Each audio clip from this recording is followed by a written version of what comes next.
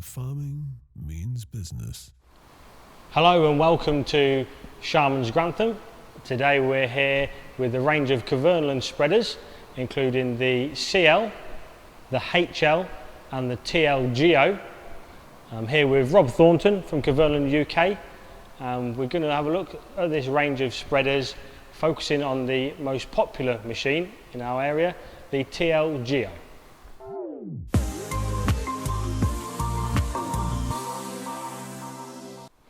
Hi, right. Thank you very much, Matt. We're going to start and talk about the CL spreader.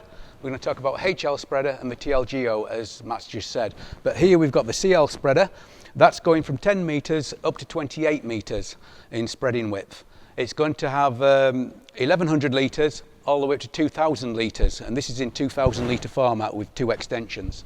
The 1100 litre machine is a one bag machine, and the 2000 litres is 3 bags. Then we're going to go over to the HL, which is just here. The HL is still a mechanical machine, but it's 12 metres up to 45 metres, 54 metres, depending on what product you've got. And it's going to be 1500 litres with 3 extensions, 3900 litres. 1500 litres would be a 2 bag machine, and 3,900 litres would be a 6 bag machine. So quite a variation of spreading widths, spreading capacities. And then we're going to go and talk about the main of the spreader, which is a TLGEO, which then goes on to electric drive, field mapping and everything else.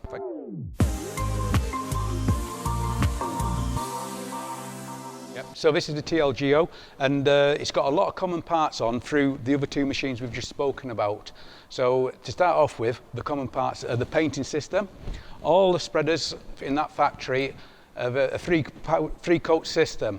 So it's etch prime to start off with, then it'll go through a powder coating of a grey colour and baked on, and then it'll go back through the system with the red colour, and then it's baked on again, making sure that the paint is a seriously strong part of the finish. Other common parts is stainless steel. As you see, there's an abundance of stainless steel on there. The mud guards are stainless, the dosing cup's stainless, and the hose fittings are all stainless steel as well. So again, we're trying to keep it corrosive resistant. Or the other part about it is plastic. So we've got plastic components on, plastic mud guards on there. So again, it's stopping everything from rusting, easy to clean, and non-corrosive parts.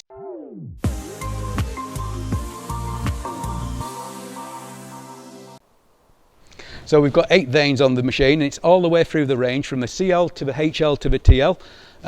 8 vanes there, so that's fantastic. I try and explain that as when you look at a machine working in the field and you're looking at a field away, you can see it coming out in pulses all the way. I'm sure everyone's seen that. On the 8 vane machine, it's a lot more even and it's smooth and it's just flowing straight out the back of the machine. So you're not getting this uneven distribution, you might say, coming out the back of the spreader. And it'll get exaggerated the faster you go. So if you're driving at 6 miles an hour, for example, then pulses will be fairly close together. But as people want more and more out of the first spinner, they're driving at 12 miles an hour. So then pulses from an old-fashioned spreader have now doubled in space from a 2 vane machine. That's why an 8 vane machine is so better. The other way I try and explain this, the big brother of this, which is a TLX spreader, can actually do 540 litres of product coming out of each disc every minute. So in 2 minutes we've put a ton of fertiliser out of the machine, and if I've only got 2 vanes to move that ton of fertiliser, it's swamping, it's spilling, whereas 8 vanes has got a much better chance of moving it all. And I try and explain that as if I had a heap of fertiliser at one side and a heap of fertiliser at the other side, with 2 men and 2 buckets at this side. I ask them to move that heap of fertiliser, and I ask the 8 men with 8 buckets at this side and ask them to move it. They can move it a lot faster, a lot more even and a lot more smoother than the 2 vane machine, and this is why an 8 vane machine will always win over a 2 vane machine over speed and fertiliser.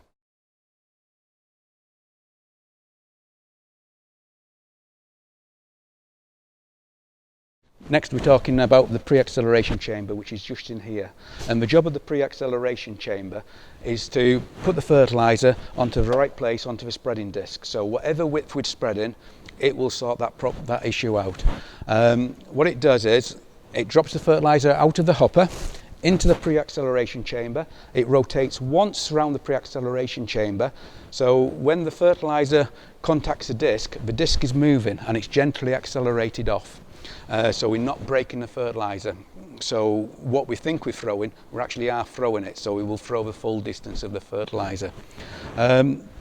With it coming out under centrifugal force, there's no alterations for any hillsides or anything, because when you tilt the machine over, gravity will take over on a normal spreader and it'll change the drop-on point, which will then give you a different spread pattern. None of that will happen on this machine because it's got centrifugal force. And again, it's the same on the CL, the HL and the TLGEO.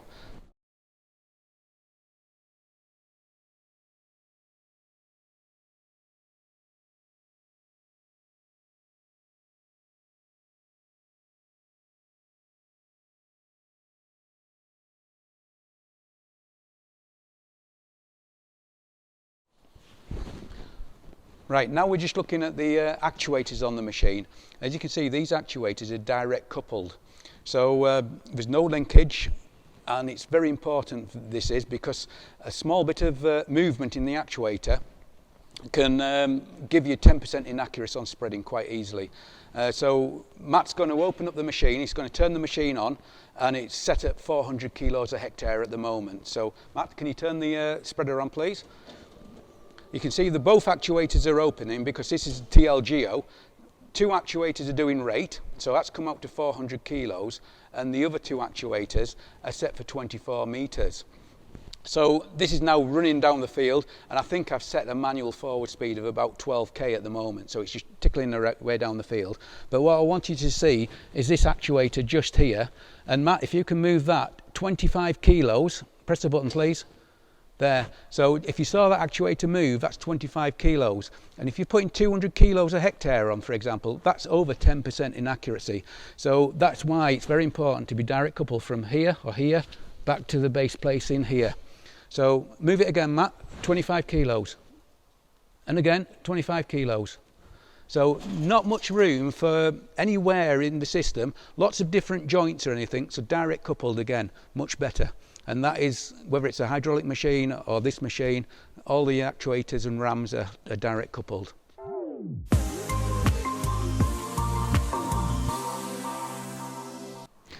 We've spoken about the pre-acceleration chamber, we've spoken about the vanes, we've spoken about the actuators being direct coupled. Now I want to move on, because all the components are standard through the CL, the HL and the TL. Now I'm moving on to the TLGEO side and the TL range, which is weigh cells and reference sensor. Again, the TL range is unique because it's got 4 5-ton weigh cells. It's got a weigh cell in each corner, so it's got one at this side, it's got one just behind this panel, and the same at the other side. Then it's got a reference sensor, which we'll speak about, which is just here. So it's got a reference sensor. These components are all unique to Kverneland. And the 4 5-ton weigh cells means that I can walk anywhere inside this hopper and I'll weigh the same amount. You imagine you've got a machine which just got 2 weigh cells at the front. So for example, I've got 2 weigh cells and the weight's in the front of the hopper and it's here and it weighs 1,000 kilos. The weight moves to the back of the hopper. It's still the same size and the same weight, but this low cell here, which is only at the front, it weighs a lot more. The net result of that is the machine thinks there's more product in the hopper. So then what it does is it thinks it hasn't put enough rate on. So it overdoses and you'll get that effect when you go around a corner or you go up a hill and the product inside the hopper moves, so it slides. You go around a corner, it slips, all of a sudden it comes to the back of the machine, it thinks there's more weight in there, it wants to overdose. Doesn't on this machine because it's got 4 weigh cells, 2 at the front, 2 at the back, and I can walk anywhere in the hopper. The next thing that weigh cells do, they only work dead level. You look at any weigh bridge where wagons go through, it's always dead level, and that's how a weigh cell will always work. So as soon as you get onto a hill, there's some sort of error goes in there and you need something to correct that error, and that's the job of the reference sensor, which is just under here. It's a gimbal, and the gimbal's reading the angle of the hill and it's correcting any misinformation from the reference sensor. The other job that this little reference sensor in here is doing motion. And again, if you're driving down the field at 12, 15, 18 kilometres an hour down the tram lines, the tractor's bouncing like this, and the weigh cells can't get an accurate reading. So what the gimbal does, it gets one signal from the weigh cell, inverts it over to the other one. So what it's doing is it's reading twice a second, and then it'll auto calibrate every 60 seconds or 70 kilos I think it is. So it recalibrates itself automatically, and again that's unique sort of thing. So we're the only machine with 4 or 5 ton weigh cells and the reference sensor which does angle and motion.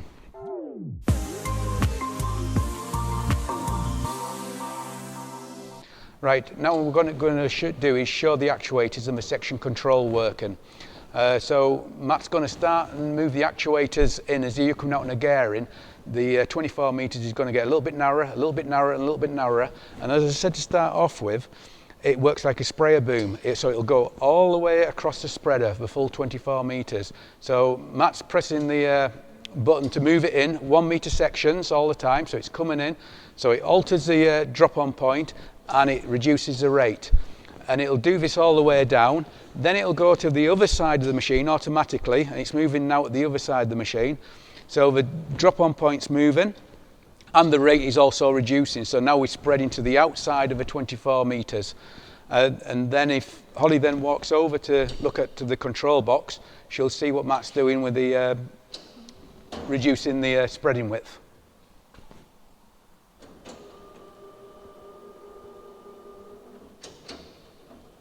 This would be automatic through the GPS with this.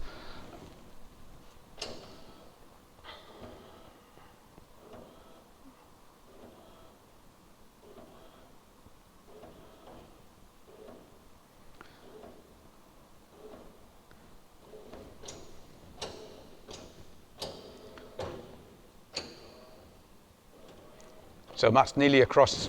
So he's spreading nearly nothing now. He's a couple of metres out of the left-hand side of the machine. Once it's finished off, the actuators will turn round, or the machine will turn round with the tractor, come back into the spreading width, and the actuators will automatically start and open. So it's automatically on and off, automatic section control. You just sit and drive up and down the tram lines, and the machine will switch on and off automatically.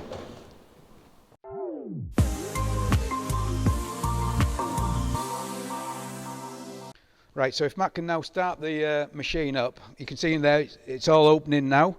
So this is the standard flow setting, so the flow rate is on full. But what I want Matt to show you now is it's got all the machines have got a low flow rate setting as standard in there, so it blocks 2 of the holes off and just leaves 1. So you've got 1 hole wide open as opposed to 3 holes being slightly open and risk of bridging. So again, that's all eliminated from the side of the machine, and it's all standard on the machines.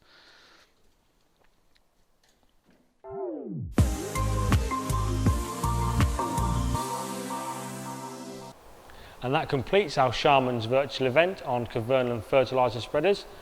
Thank you for watching. Thank you to Rob Thornton from Kverneland UK.